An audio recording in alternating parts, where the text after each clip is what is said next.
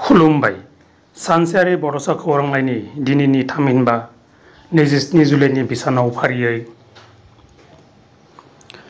बाक्सानि सबिराम बर'नि सोरजि जाबाय थाथों आन्थोर,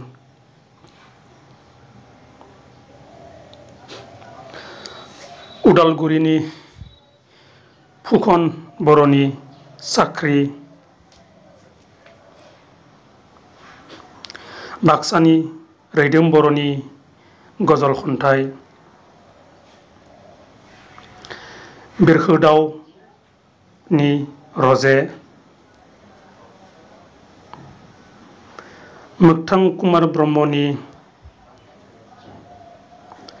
होनबावनो मा आं आरो गलाघाटनि पबित्र ब्रत दैमारिनि सोरखौ हांख्रायनो खन्थाइया सेबखांजादों।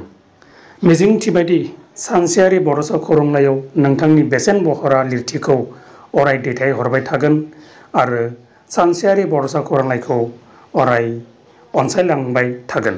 गोजोन्थों।